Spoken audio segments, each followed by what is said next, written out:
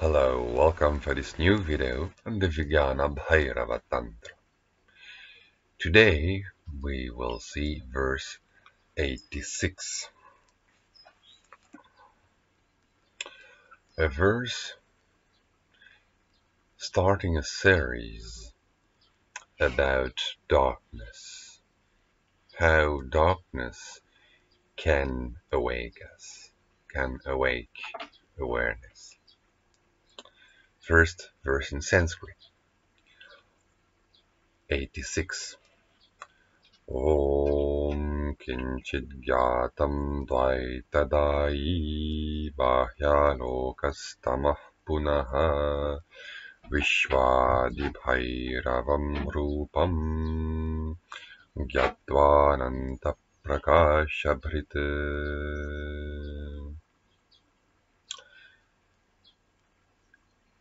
When something is known, it gives duality. It gives duality when something is known.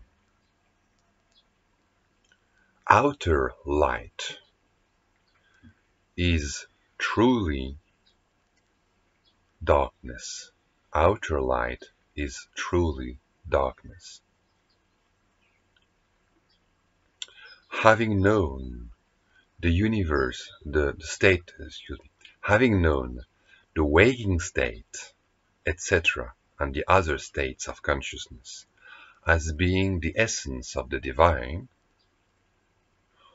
one becomes the bearer of infinite light, of infinite manifestation.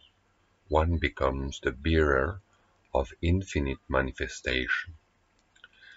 I repeat. Kiñcij jñātaṃ. Something is known. Dvaitadāyi. This gives duality, the duality of subject and object, and the duality of objects between themselves, different from one another, and the subjects different from one another. You're not me. I am not that vase. That vase is not that table, etc. And we are all different from the universal source, the divine, so it makes a fivefold duality. So when something is known, it gives duality. It gives birth to duality. Dvaita, duality, dāyi, it gives. Bhairavaṃ, outer light, that is, whatever is manifested outside, as it were. Outer light, outer manifestation, outer phenomena, that is duality. Phenomena that you feel, that you believe, are manifested from outside, independently of you, of awareness. Tamaḥ punaḥ are in truth, are again literally, are darkness. Tamaḥ. Jñātvānantaprakāśabhṛt, having known. Viśvādi, the universal, etc., literally. So what does that mean? This is pointing to the three states of consciousness traditionally described in Indian philosophy since at least the Upanishads. Vishva, the universal one, is in fact a technical name for the waking state.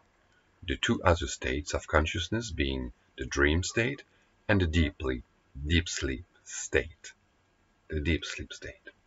So all those three states that are all the possible states of consciousness, the waking being mainly perception, dreaming being mainly inner experience, imagination and memories, and deep sleep being mainly unconsciousness or total absence of any object outside or inside, it covers all the possible experiences, all the possible states of consciousness, if you will. So having known all that, all the possible states of consciousness, as nothing but the divine bhairavam rūpaṃ, the divine essence, that is consciousness, that is all the states of consciousness are nothing but consciousness, just like the waves are nothing but the water, the ocean, ānantaprakāśabhṛt, one becomes the bearer, or one who embraces and one who holds and who has capacity for ānantaprakāśa, infinite light, that is infinite manifestation, that is all the possible forms of manifestation: waking state, dream state, dreaming state, and deep sleep state. So one realizes that being aware only of the object, of the outer light, being aware only of that, this is darkness, because this is just duality. Duality forgetting the background of unity, seeing only the things in space without seeing space. So that is darkness, the darkness of Maya. Maya here is not duality itself, but is rather duality while forgetting unity, the background of unity. So one should rather know all that, viśvādi, all the possible phenomena, the outer world, the inner world, even the states of apparent unconsciousness, all that, waking state, dreaming state, deep sleeping state, all that is manifestation of consciousness, nothing more than consciousness, nothing outside of consciousness, that is, nothing really different from consciousness. Whatever appears in space is nothing but space. All the waves going in the waters of the sea are nothing but water, are nothing but the sea.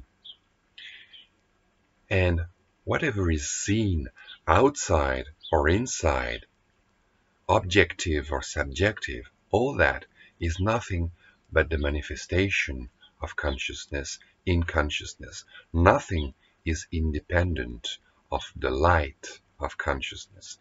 Nothing can be independent of the light of consciousness. So one becomes the container of all possible objects. Not one becomes like a transformation, but one realizes that one is, one has always been the container of all possible objects and states. That mountain over there, that tree, that dog, that body, all the thoughts, all the images, all the plants, the animals, whatever is seen, all that is my body. And my essential body is space, is that wide sky filled with all those clouds. And just the same, I am filled with all this, with all the possible states. The states outside, the states inside, real, unreal, objective, subjective, and even the states of unawareness, even nothingness is within consciousness, is within me. Just like everything is within space, but space is not contained, is not confined, is not locked down anywhere, in any place, in anything, in anyone. Kiñcij jñātaṃ dvaitadāyi. So something, when known, gives, that is, produces, creates duality, but only if one forgets the background. I may look at that mountain over there, believing that it is outside me, outside the space of awareness. But I can also look at it while being fully aware and feeling, as it were, that I am the space of awareness in which that mountain is appearing like a wave in the ocean, and that it is nothing but consciousness, nothing but awareness, being aware of herself in that shape, in that very form, as that mountain. So the truth of any experience is that I, infinite light, infinite consciousness, I am realizing myself, I am perceiving myself as that mountain. I am remembering myself as that mountain. I am perceiving myself as emptiness. I am desiring myself as that chocolate. I am hating myself as that person. And so on. Everything is self-awareness. Everything is awareness of awareness, and nothing more than infinite awareness, just like an infinite ocean. So here the important point is not just to realize infinite consciousness, but rather to realize that everything, real or unreal, outside or inside, is consciousness. The content of consciousness, what I am aware of, is awareness. Nothing more than awareness. Nothing more than the play, the free manifestation of awareness, the dance of awareness. That's the point here of Tantric Yoga. Because if you just realize things, this is duality. If you just realize the background, this is also duality. You're also confined in a dilemma, in a choice that ruins your inner happiness, your inner ease and freedom. You're confined. Whether in duality, whether in unity, you're confined. You're still in duality.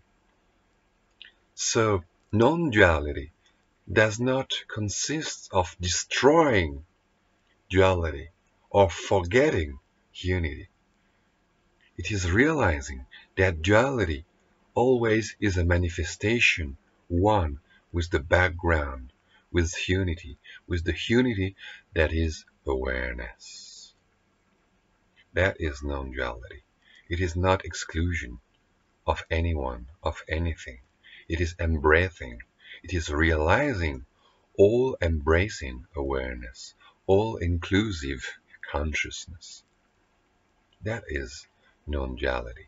That is Tantric Yoga. And that is the so-called Kashmir Shaivism or Kashmiri Shaivism. That is taught here, for example. So we have quite a long commentary, but nothing special about it, describing in a quite Upanishadic way the three states, waking, dreaming, and sleeping, and concluding, Sarvam Kalvidam Brahma. All this is the ever-expanding one, Brahma. All this is the ever-expanding one. All this, 360 degrees. All this, all-inclusive, including all, the whole, the all-including whole, ever-expanding, ever-joyful, even in pain. This is what is said in other traditions. The pain of a needle, and we shall see it there, when you're awakened to that fact that everything is manifestation of consciousness, becomes a source of bliss, of wonder, of clarity. It's not that we have to wish for pain. Of course, that's not natural. You cannot wish for pain. Pain, by definition, is what is not desirable. But when pain befalls you, and God knows it does, then pain is transformed, transmuted by that realization. That's all for today. Thank you for listening.